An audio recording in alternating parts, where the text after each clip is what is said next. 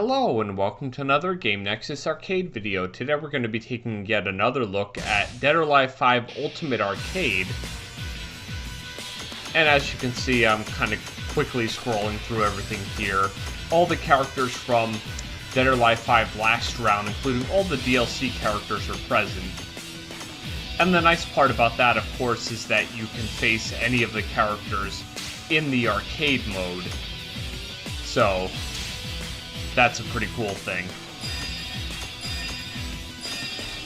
And the only thing that's kind of silly here, since this is the arcade version, is it doesn't give you too much time to select your character as you would think.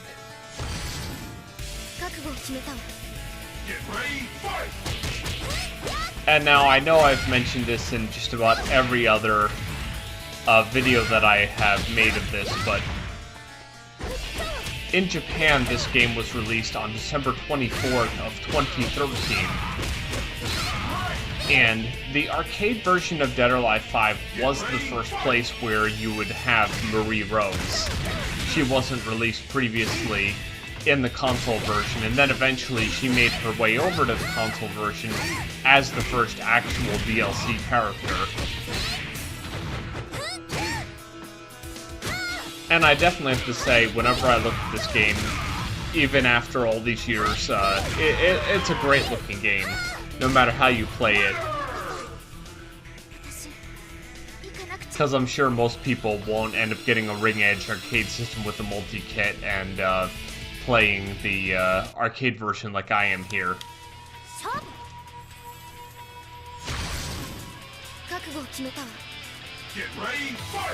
And if you haven't heard of Ringedge or Ringedge 2, they're basically hardware refreshes of each other.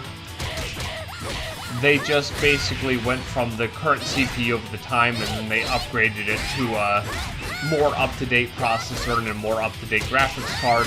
But it's not like it's something that reinvents the wheel or anything, it still runs the same game. And that's one thing I've always loved about Dead or Alive 5, is the environments look great. Of course, just like this game or even Tekken 7, the only thing I don't like are like those super moves that the AI will use if you're not careful. I find that any of those super moves, especially when they're so easy to do, like they are in this game, it just cheapens the experience for me.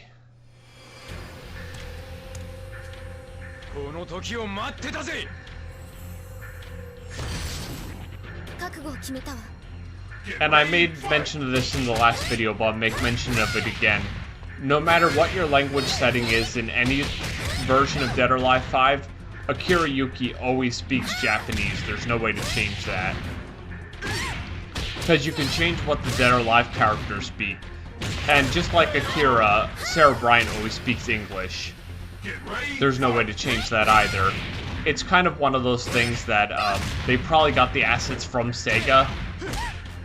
Or maybe Sega has like a whole thing where, oh well, this character only speaks this language, this character only does this, or this character only has this one voice actor, so we wouldn't want to make a English voice actor for Sarah, or a Japanese voice actor for Sarah, or an English voice actor for Akira.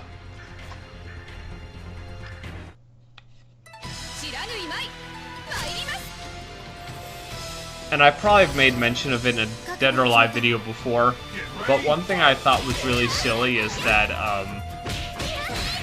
Mai was included in Dead or Alive 5, and then she was a DLC character again in Dead or Alive 6. It seemed like they just got lazy, and they decided to, charge you again for the same character.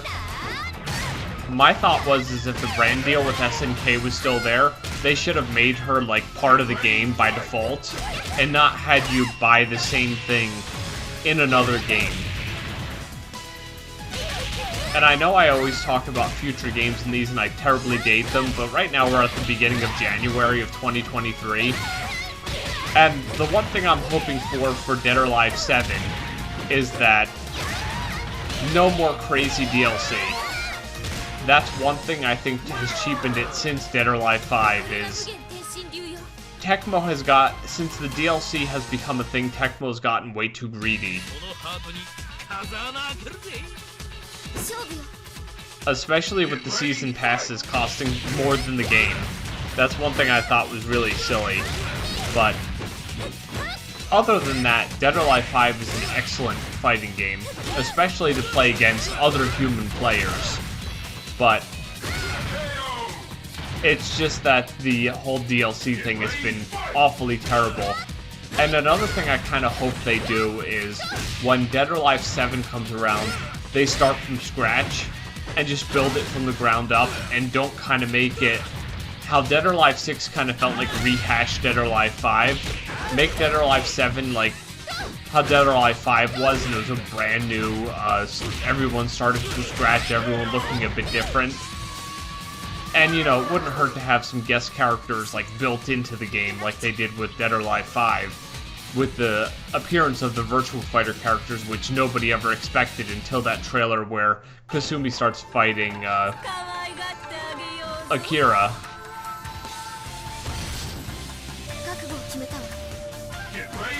Now, the funny thing about Neo Tango here, I know there's a lot of people who like her and they think she's such a great character.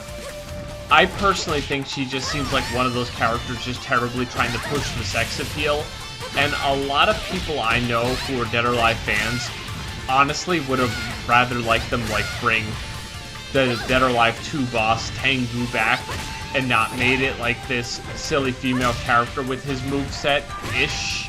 It's not quite his moveset, but it's almost there. But she's an okay character, and she can be a little entertaining in some of the games, but she's definitely not one of my favorite, like, newcomers, if you will.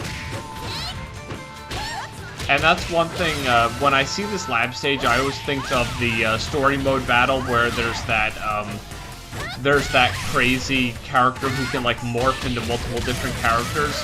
And I always think when I play arcade mode in Dead or Alive 5, that character should be your stage 4, like your Alpha 152 in this. You'll enjoy this, trust me. Ready? And speaking of Sarah, there she is, and as I told you, she never speaks English, Japanese, because this is the Japanese version. Since I can honestly say I'm not sure if this ever got an American arcade release, because, you know, in America, arcades really aren't as, like, prevalent. So, like, on just about every site I've seen, they only show a Japanese arcade release for this game. But, you know, that's okay. It's no big deal, because this game is fully playable in the arcade version without knowing Japanese, because it's just a fighting game.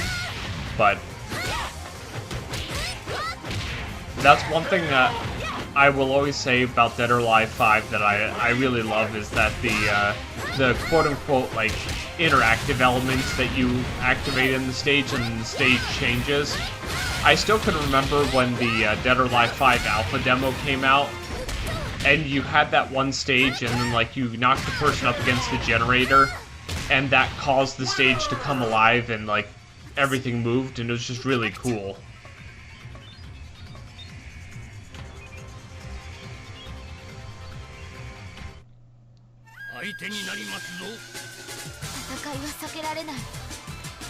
Yeah, I remember in the original Dead or Alive 5, like, Genfu really didn't have a big story, like, thing going on. And once you got up to him in story mode, you unlocked him. And yeah, this stage here was added in Dead or Alive 5 Ultimate, and this is like a Dead or Alive 3 stage.